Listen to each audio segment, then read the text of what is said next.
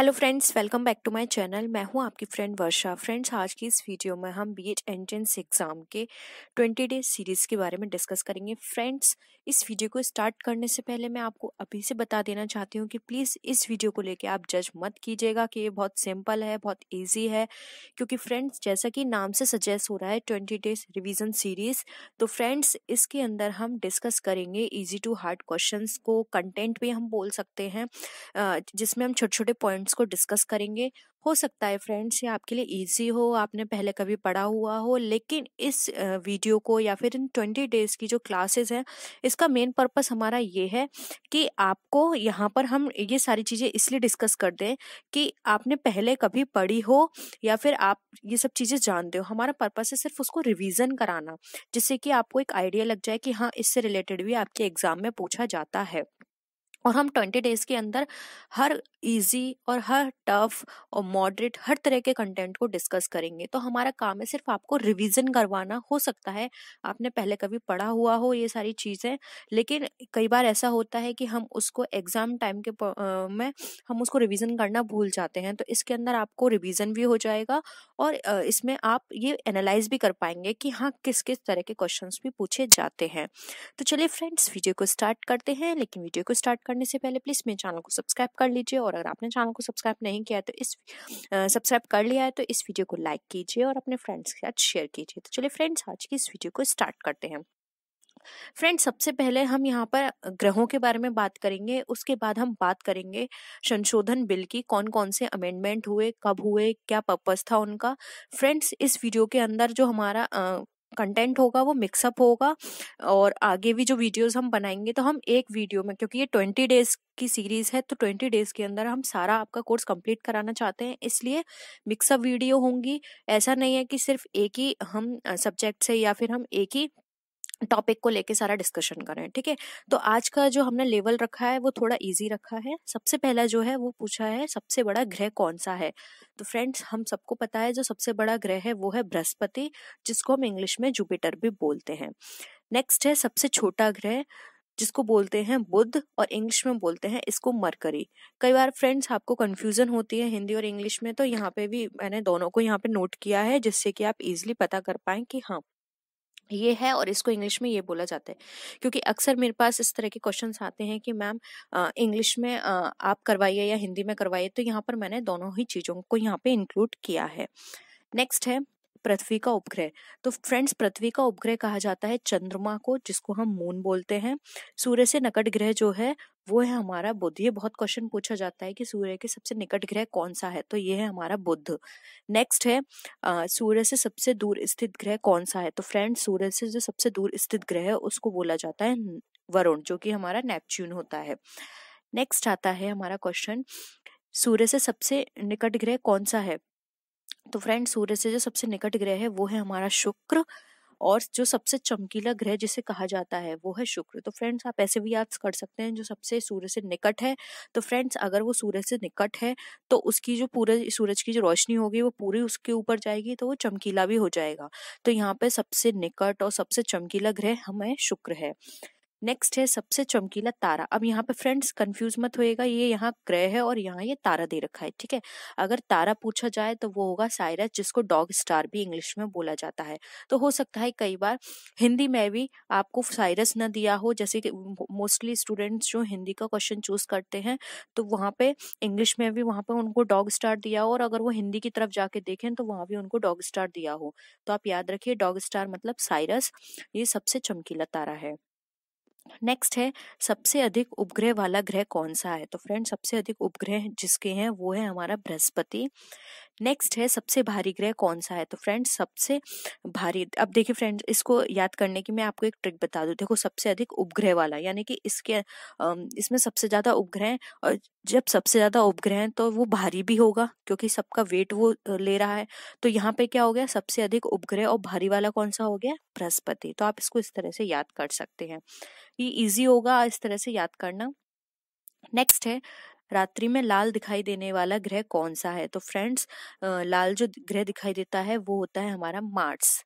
Next है सौरमंडल का सबसे बड़ा उपग्रह कौन सा है। तो फ्रेंड्स, सौरमंडल का जो सबसे बड़ा उपग्रह है वो है ग्रेनीमेड। नेक्स्ट है सौर मंडल का सबसे छोटा उपग्रह कौन सा है? तो फ्रेंड्स ये है डिमोस। ठीक है, नेक्स्ट है नीला ग्रह किसे कहा जाता है? तो ये नीला ग्रह कहा जाता है पृथ्वी को। पृथ्वी को इसलिए कहा जाता है क्योंकि पृथ्वी के ऊपर जो पानी का लेवल है वो बहुत ज्यादा है, पानी बहुत है, इसलिए ये नीला ग्रह इसको कहा जाता है वाटर की वजह से। नेक्स्ट है नेक्स्ट क्वेश्चन है भोर का तारा किसे कहा जाता है? तो फ्रेंड भोर का तारा कहा जाता है शुक्र को। नेक्स्ट है सांझ का तारा किसे कहा जाता है? इसे भी शुक्र को कहा जाता है। तो आप ऐसे याद कर सकते हैं, भोर का तारा, सांझ का तारा दोनों शुक्र हैं और इसको पृथ्वी की बहन भी कहा जाता है। और इस तरह से क्वेश्चन भी आता है कि ऐसा कौन सा शहर है जो ट्विन सिस्टर के नाम से जाना जाता है? तो वो सॉरी ऐसा कौन सा ग्रह है जो ट्विन सिस्टर के नाम से जाना जाता है?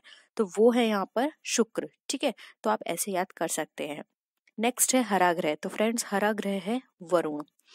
नेक्स्ट है विशाल लाल धब्बे वाला ग्रह किसे कहा जाता है? तो फ्रेंड विशाल लाल धब्बे वाला ग्रह जो है वो कहलाता है हमारा बृहस्पति। तो फ्रेंड्स ये थे हमारे क्वेश्चंस। अब हम यहाँ पे डिस्कस करेंगे कुछ इंपॉर्टेंट संशोधन के बारे में जो कि आपके एग्जाम के पॉइंट ऑफ व्यू से बहुत ही इंपॉर्टेंट है। ये पूछे जाते हैं कि ये संशोधन कब हुआ, कौन लेकर आया था ये संशोधन, क्या पर्पस था इसके लाने का।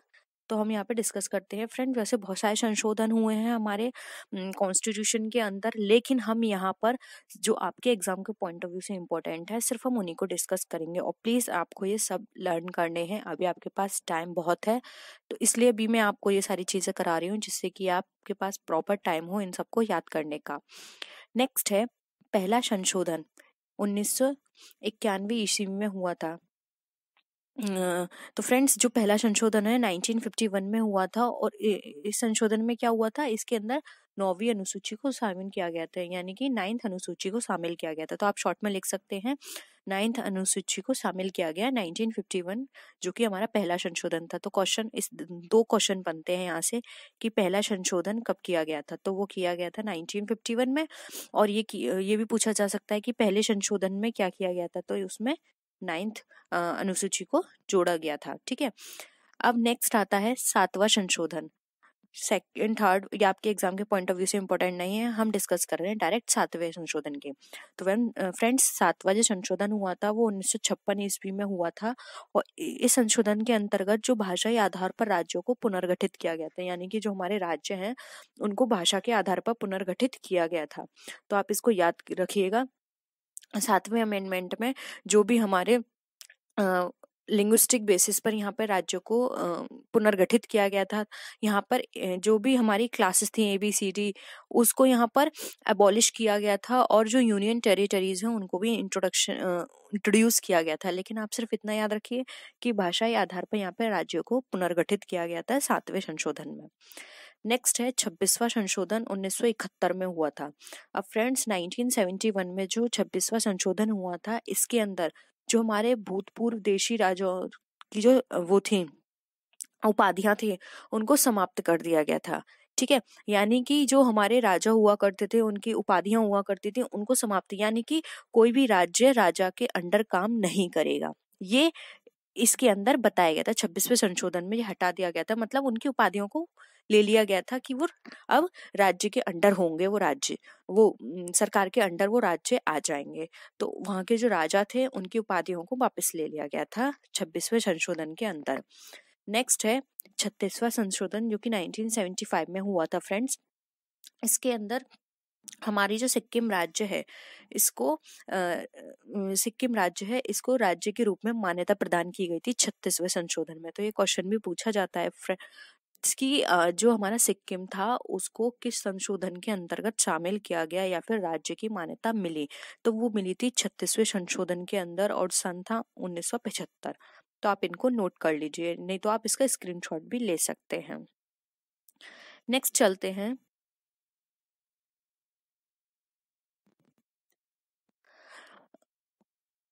यहाँ पर आता है नेक्स्ट हमारा 42वां संशोधन। 42वां संशोधन में क्या हुआ था, ये हमारा 1976 में आया था, यानी कि 1976 में आया था फ्रेंड्स। इसको लघु संशोधन भी लघु संविधान भी कहा जाता है, यानी कि मिनी कॉन्स्टिट्यूशन। ये क्वेश्चन में बहुत आता है फ्रेंड्स। आप ये सोचिए कि ये जो हम डिस्कस कर रहे हैं ये इसमें से आपके 2 से 3 क्वेश्चन 100% आएंगे। ये आपका बहुत पूछा जाता है कि मिनी कॉन्स्टिट्यूशन किसे कहा जाता है, तो ये कहा जाता है अमेंडमेंट 42 को, और ये आया था हमारा 1976 में। अब इसको मिनी कॉन्स्टिट्यूशन क्या क्यों कहा जाता है, तो फ्रेंड्स इसका रीजन है क्योंकि इसके अंदर धर्मनिरपेक्ष, समाजवादी और अखंडता शब्द को जोड़ा गया था, यानी कि इसके अंदर 3 शब्द जोड़े गए थे, इसलिए इसको लघु संविधान या फिर मिनी कॉन्स्टिट्यूशन भी कहा जाता है। इसके साथ ही साथ फ्रेंड्स इसमें अधिकारों को साथ साथ कर्तव्यों की जो व्यवस्था थी उसके लिए जो नागरिकों के 10 मूल कर्तव्य निश्चित किए गए, यानी कि जो हमारे फंडामेंटल ड्यूटीज होती हैं, कर्तव्य होते हैं, उनको यहाँ पे 10 कर दिया गया था। ठीक है, फंडामेंटल ड्यूटीज को 10 फंडामेंटल ड्यूटीज जो हैं वो यहाँ पे कर दी गई थी। तो इसलिए यहाँ पर इतने सारे चेंजेस हुए और ये बहुत बड़े चेंजेस थे। धर्मनिरपेक्ष, समाजवादी और अखंडता शब्द जोड़ना बहुत बहुत बड़ा चेंज था, इसलिए इसको हम मिनी कॉन्स्टिट्यूशन के नाम से भी जानते हैं। बहुत आता है क्वेश्चन कि मिनी कॉन्स्टिट्यूशन कौन सा है, तो आप याद रखिए 42। Next again it's a very important, ठीक है, 44वां संशोधन बहुत इंपॉर्टेंट है, आप ये 2 कभी मत भूलिएगा, एक 42 और एक 44। और भी आते हैं लेकिन ये 2 हर बार आते हैं और इनसे एक ना एक क्वेश्चन जरूर बनता है। अब हम डिस्कस करते हैं 44वां संशोधन। फ्रेंड्स 44वां संशोधन जो कि हमारा हुआ था 1978 में, इसके अंदर क्या था, जो संपत्ति के मूल अधिकार थे उसको समाप्त कर दिया गया था और संपत्ति को विधिक अधिकार बना दिया गया था, यानी कि संपत्ति किसी का मूल अधिकार ना होकर फिर वो विधिक अधिकार बना दिया गया, और व्यक्ति के जो जीवन और स्वतंत्रता के अधिकार थे उसको आपातकाल में भी स्थगित या सीमित नहीं किया जा सकता, यानी कि किसी भी तरह का हमारे देश में या फिर किसी राज्य में आपातकाल लगाया जाएगा तो वहां पर व्यक्ति के जीवन और उसके स्वतंत्रता के अधिकार को समाप्त नहीं किया जाएगा। जैसा कि हम सब जानते हैं कि आपातकाल में जो हमारे जितने फंडामेंटल राइट्स होते हैं वो सब वहाँ पे खत्म हो जाते हैं, लेकिन जो हमारे जीवन का आधार है या फिर जो हमारे व्यक्ति का जीवन है, उसकी स्वतंत्रता का अधिकार है, ये यहाँ पे समाप्त नहीं होता है। ठीक है, तो ये चेंजेस संशोधन किया गया था हमारा 44वां संशोधन अधिनियम में। नेक्स्ट हम बात करते हैं 52वां संशोधन अधिनियम। फ्रेंड्स 52वां again it's a very important. इसमें फ्रेंड्स हमने सिर्फ वही आपको डिस्कस करेंगे हम जो कि आपके एग्जाम के पॉइंट ऑफ व्यू से इम्पोर्टेंट है। फ्रेंड्स 52वां संशोधन अधिनियम के अंतर्गत यहाँ ये हमारा 1985 ईस्वी में आया था, ये भी याद रखिए, और इसके अंदर 10वीं अनुसूची को जोड़ा गया। फ्रेंड्स 9th अनुसूची की बात हमने कहाँ की थी, ये हमने बात की थी पहले संशोधन में जो कि अभी हमने ऊपर डिस्कस करी है। अब इसके बाद अगेन एक और अनुसूची को जोड़ा गया जो कि हमारी 10वीं अनुसूची थी, और ये जोड़ा गया था 52वें संशोधन अधिनियम में 1985 था। फ्रेंड्स इसके अंदर ये बताया गया कि जो भी राजनीतिक दल बदलू होंगे उन पे कानूनी रोक की चेष्टा की गई, यानी कि कोई भी राजनीतिक दल किसी भी पार्टी में है लेकिन वो अपना दल बदल लेता है, दूसरी पार्टी में चला जाता है, तो इसको रोकने की चेष्टा की गई थी इसके अंदर, जो कि पूरी तरह से सफल नहीं हो पाई। ठीक है, नेक्स्ट है 61वां संशोधन 1989 ईस्वी में। इसके अंदर फ्रेंड जो हमारे मत करने का अधिकार है उसकी आयु 21 वर्ष से घटाकर 28 वर्ष कर दी गई, यानी कि पहले जो हम वोट देते थे वो हम 21 साल के होने पर देते थे, लेकिन यहाँ पर हमारी एज को कम कर दिया गया और ये कहा गया कि कोई भी व्यक्ति, महिला हो या पुरुष हो, अगर वो 18 साल का होता है तो उसको मत देने का अधिकार होगा। तो ये संशोधन किया गया था हमारे 61वें संशोधन अधिनियम में। नेक्स्ट आता है 73वां संशोधन, ये आया था 1992 में। फ्रेंड्स इसके अंदर ये चेंज किया गया था कि जो भी हमारा भाग 9 है, यानी कि पार्ट, फ्रेंड्स हम इंपॉर्टेंट पार्ट्स एंड अनुसूचियां अगर आप चाहते हैं उससे भी आपके एग्जाम में क्वेश्चंस पूछे जाते हैं, अगर आप चाहते हैं कि हम उसको भी डिस्कस करें 20 डेज क्लास में तो आप जरूर नीचे कॉमेंट सेक्शन में बताइएगा। और अगर आपके पास कोई टॉपिक है जो कि आप कवर करवाना चाहते हैं तो प्लीज उसको नीचे मेंशन कीजिएगा, क्योंकि हो सकता है कि आपके उसमें कोई भी क्वेरी हो या फिर आपको कोई डाउट हो और वो हम यहाँ डिस्कस करें तो आपके साथ साथ जो आपके अदर फ्रेंड्स हैं उनको भी हेल्प मिल जाए। तो आप नीचे कमेंट सेक्शन में जरूर बताइएगा कि आप कौन सा टॉपिक कवर करवाना चाहते हैं। ठीक है, इसके अंदर फ्रेंड्स जो हमारे पार्ट होते हैं उसको डिस्कस किया गया, यानी कि यहाँ पे इंक्लूड किया गया भाग 9 और एक और अनुसूची जो कि 11वीं अनुसूची। अब देखिए फ्रेंड्स 52 में क्या था, 10वीं अनुसूची थी, अब 11वीं अनुसूची किसमें जोड़ी गई, 73वें संशोधन में 11वीं अनुसूची को जोड़ा गया। और साथ ही साथ फ्रेंड जो पंचायती राज व्यवस्था है उसको संवैधानिक दर्जा दिया गया, यानी कि ये कहा गया कि पंचायती राज व्यवस्था होनी चाहिए। इसका संवैधानिक दर्जा भी इसको 73वां संशोधन अधिनियम में मिला। तो फ्रेंड्स, आई होप यहाँ तक आपको सारी चीजें क्लियर हो रही होंगी। फिर भी अगर आपको डाउट लगता है तो आप नीचे जरूर बताइएगा। नेक्स्ट है 74वां संशोधन अधिनियम। फ्रेंड्स, 74वां संशोधन अधिनियम के आया था हमारा 1993 ईस्वी में, और इसके अंदर भाग 9 का यानी कि 9 और सबसेक्शन ए आप बोल सकते हैं इंग्लिश में, और एक नई 12वीं अनुसूची, यानी कि यहाँ पे 11वीं अनुसूची, अब 12वीं अनुसूची को भी यहाँ जोड़ा गया। यानी टोटल अनुसूची कितनी हो गई अब तक हमारी? 12। और शहरी क्षेत्र की जो राज्य स्थानीय स्वशासन संस्थाओं को संवैधानिक दर्जा दिया गया। फ्रेंड्स, ये इतना इंपॉर्टेंट नहीं है, आपसे ये पूछा जाएगा कि कौन सी अनुसूची कब जोड़ी गई, और साथ में ये भी क्वेश्चन पूछा जाता है कि करेंटली हमारे कॉन्स्टिट्यूशन के अंदर टोटल पार्ट कितने हैं, या फिर टोटल हमारे अनुसूचियां कितनी हैं, या फिर हमारे फंडामेंटल राइट कितने हैं, फंडामेंटल ड्यूटीज कितनी हैं, ये कहाँ कहाँ से ली गई हैं। तो इन सबको भी हम डिस्कस करेंगे, ठीक है। तो यहाँ पर हमारी 74वें संशोधन में फ्रेंड्स क्या हुआ, यहाँ पे हमारी 12वीं अनुसूची को जोड़ दिया गया और भाग 9 का को भी जोड़ा गया। नेक्स्ट आते हैं 84वां संशोधन अधिनियम। फ्रेंड्स, 84वां संशोधन अधिनियम के अंतर्गत ये आया था हमारा 2001 ईस्वी में, और इसके अंदर जो लोकसभा और विधानसभा की सीटों की संख्या थी, ये कहा गया कि 2026 तक इसमें किसी भी तरह की कोई भी छेड़छाड़ नहीं की जाएगी। यानी कि इसके लिए जो मिनिमम सीटें बताई गई हैं, या फिर जो नंबर्स बताए गए हैं मेंबर होने चाहिए, वो उतने ही रहेंगे 2026 तक। इसमें किसी भी तरह का कोई भी चेंजेस नहीं किया गया है जाएगा। तो ये 84वां संशोधन अधिनियम में बताया गया। और साथ ही साथ जो निर्वाचन क्षेत्रों की परिसीमन सन है, वो 1991 की जनगणना पर आधारित होगी। यानी कि जो हम निर्वाचन आयोग की जो लिस्ट जारी होती है, वो सॉरी निर्वाचन क्षेत्रों की कि कहाँ कितना कैसे है, तो जो जनगणना होती है उसके लिए जो टाइम पीरियड फिक्स किया गया, वो फिक्स किया गया 1991। यानी इसके बेसिस पर जनगणना हमारी की जाएगी, ठीक है। तो फ्रेंड्स, आई होप क्लियर होगा। नेक्स्ट है 85वां संशोधन, जो कि हमारा 2001 में ही आया था। इसके अंदर फ्रेंड जो सरकारी नौकरियां थी, उसमें अनुसूचित जाति और अनुसूचित जनजाति के कर्मचारियों के पदोत्तर में आरक्षण का मार्ग प्रशस्त किया गया। यानी कि जो भी अनुसूचित जाति और अनुसूचित जनजाति के लोग हैं, उनके लिए नौकरी में आरक्षण का प्रावधान किया गया 85वें संशोधन अधिनियम के अंतर्गत, जो कि 2001 ईस्वी में आया था, ठीक है। नेक्स्ट है 91वां संशोधन अधिनियम।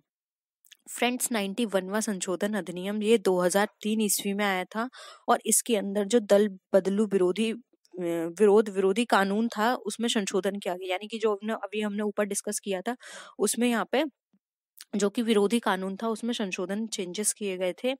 इसके अतिरिक्त जो विधायक प्रावधान किया गया था कि केंद्र व राज्य सरकार अपने अपने मंत्री परिषद में मंत्रियों की संख्या लोकसभा तथा विधानसभा की सीटों के 15% से ज्यादा नहीं कर सकती। यानी कि जो भी विधायक होंगे, वो लोकसभा और राज्यसभा में जितने मेंबर्स फिक्स हैं, उनसे 15% ज्यादा उनके मंत्री परिषद में या केंद्र के अंदर उनके मंत्रियों की संख्या नहीं होनी चाहिए, ये इसमें बताया गया था। तो ये पूछा जा सकता है कितने परसेंट, तो वो हो गया हमारा 15%, ठीक है।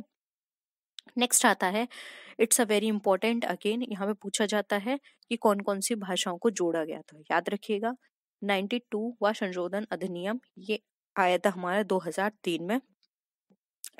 इसमें फ्रेंड्स 8वीं जो अनुसूची है, फ्रेंड्स देखिए, अब आपको एक क्वेश्चन यही क्लियर हो गया। एक क्वेश्चन ये पूछा जाता है जो हमारी 8th अनुसूची है वो किससे रिलेटेड है, ठीक है। तो वो हमारी लैंग्वेज से रिलेटेड है। अब यहाँ तो सिर्फ ये 4 लैंग्वेज दी हुई हैं, लेकिन हमारी टोटल जो लैंग्वेज हैं वो सारी यहाँ पे 8th अनुसूची में डिस्कस की गई हैं। तो हम उसको भी डिस्कस करेंगे अपनी नेक्स्ट क्लास में। तो जो 8वीं अनुसूची में जो हमारी लैंग्वेज डिस्कस की गई है, उसके अंदर ये 4 लैंग्वेज को और जोड़ा गया था इसके अंदर, जिसमें थी हमारी मैथिली, डोगरी, बोडो और संथाली। ये 4 लैंग्वेज याद रखिए। ये किसके अंदर चेंजेस आए, ये आए थे 92वें संशोधन अधिनियम 2003 के अंतर्गत, ठीक है। नेक्स्ट आते हैं 94वां संशोधन अधिनियम।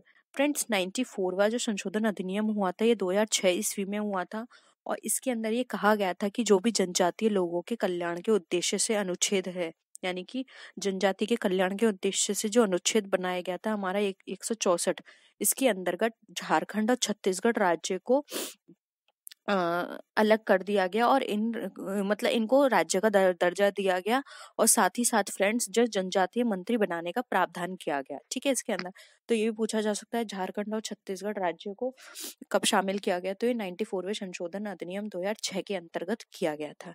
आई होप यहाँ पे आपको सारी चीजें क्लियर हो रही होंगी। बस कुछ ही और बचे हैं, या सारे आपके एग्जाम के पॉइंट ऑफ व्यू से इंपॉर्टेंट है, इसको जल्दी से हम डिस्कस कर लेते हैं। नेक्स्ट है 95वां संशोधन अधिनियम 2010 ईस्वी में आया। इसके अंतर्गत फ्रेंड जो भी हमारी अनुसूचित जाति जनजाति थी उनके लिए जो आरक्षण की अवधि थी वो लोकसभा और राज्यसभा के लिए 60 वर्ष से बढ़ाकर 70 वर्ष कर दी गई। यानी कि जो भी हमारे अनुसूचित जाति और जनजाति के लोग होंगे उनकी जो आरक्षण अवधि होगी वो 60 से बढ़ाकर 70 वर्ष कर दी गई। यानी कि हम अगर शॉर्ट बोलें तो इसको 10 साल के लिए बढ़ा दिया गया। पहले 60 वर्ष थी, उसके बाद इसको 70 वर्ष कर दिया गया। ठीक है, आई होप क्लियर होगा। नेक्स्ट आते हैं 96वां संशोधन अधिनियम। फ्रेंड्स जो 96वां संशोधन अधिनियम था वो आया हमारा 2011 ईस्वी में, और इसके अंदर एक मिनट फ्रेंड्स मैं इसको क्लीन कर दूं। देखिए 96वां जो 2011 में जो आया था हमारा संशोधन, इसके अंदर जो उड़िया भाषा को ओडिया में परिवर्तित किया गया, यानी कि वो लिखने का वो चेंज हो गया। उड़िया भाषा को हमने ओडिया भाषा में यहाँ पे परिवर्तित कर दिया था। तो ये आया था हमारा 96वां संशोधन अधिनियम में। और फ्रेंड्स अगर इसमें उड़िया भाषा और ओडिया भाषा में अगर बोलने में या लिखने में भी डिफरेंस हो तो प्लीज आप मुझे जरूर बताइएगा, क्योंकि इसका मुझे आइडिया नहीं है। शायद उड़िया भाषा और जो ओडिया भाषा है हो सकता है इसमें लिखना या बोलने में थोड़ा डिफरेंस हो, इसके लिए मैं श्योर नहीं हूँ। तो अगर आपको पता है कि उड़िया भाषा और उड़िया भाषा में थोड़ा बहुत डिफरेंस है तो आप मुझे जरूर बताइएगा नीचे, क्योंकि फ्रेंड्स अगर आपको इसकी नॉलेज है तो आप उसको शेयर कीजिए, जिससे मुझे भी नॉलेज मिलेगी और अदर फ्रेंड्स को भी नॉलेज मिलेगी। ठीक है, तो आप बताइएगा। नेक्स्ट है 97वां संशोधन अधिनियम जो कि 2012 में आया। इसके अंतर्गत फ्रेंड जो अनुच्छेद 19 था उसका सबसेक्शन ए का सबसेक्शन सी, इसमें सहकारी समितियां शब्द को जोड़ा गया था। ठीक है, 19 का ए का सबसेक्शन सी में सहकारी समितियों को जोड़ा गया था। तो ये था हमारा 97वां संशोधन अधिनियम। नेक्स्ट है 98वां संशोधन अधिनियम। फ्रेंड्स 98वां जो संशोधन अधिनियम था 2013 में आया। इसके अंदर हैदराबाद और कर्नाटक क्षेत्र को विकसित करने के लिए कर्नाटक के जो राज्यपाल थे उनको अतिरिक्त शक्तियां प्रदान की गई, यानी कि उसका डेवलपमेंट करने के लिए जो वहाँ के राज्यपाल थे उनको उनकी जो शक्तियां थी उनको और बढ़ा दिया गया। तो ये चेंज किया गया था 98वें संशोधन अधिनियम में, जो कि 2013 के अंतर्गत हुआ था। नेक्स्ट है हमारा 99वां संशोधन अधिनियम जो कि हमारे 2014 में हुआ था। इसके अंतर्गत फ्रेंड जो राष्ट्रीय न्यायिक नियुक्ति आयोग का गठन ये हमारा किया गया था, यानी कि जो राष्ट्रीय न्यायिक नियुक्ति आयोग है उसका गठन किया गया था 99वें संशोधन अधिनियम 2014 में। नेक्स्ट है 100वां संशोधन 2015 में जो आया था। उसके अंदर जो भारत और बांग्लादेश के बीच का सीमा समझौता है 1974 उसको लागू कर दिया गया था। ठीक है, नेक्स्ट है, ये तो आपको अभी करंट है इतना, तो आप इसको तो आपको याद ही होगा। 2016 में हमारा जीएसटी आया था, तो 101 संशोधन 2016 के अंतर्गत जो हमारी जीएसटी है उसको लागू करने का प्रावधान किया गया। तो ये भी इम्पोर्टेंट है। तो ये थे टोटल जो भी हमारे कॉन्स्टिट्यूशन के अंदर अमेंडमेंट हुए उसके बारे में वीडियो। आई होप आपको पसंद आया होगा, और अगर वीडियो ये पसंद आई तो प्लीज़ इस वीडियो को अपने फ्रेंड्स के साथ शेयर कीजिए, वीडियो को लाइक कीजिए, और अभी तक चैनल सब्सक्राइब नहीं किया है तो प्लीज़ उसे भी कर लीजिए। और अगर आपको वीडियो पसंद आए तो प्लीज़ कमेंट सेक्शन में बताइएगा, इससे मुझे मोटिवेशन मिलेगा आगे इसी तरह की और वीडियो बनाने का। और जो हमारी नेक्स्ट वीडियो होगी वो भी बहुत ही इंपॉर्टेंट टॉपिक पे होगी, तो प्लीज़ उसको भी ज़रूर देखिएगा।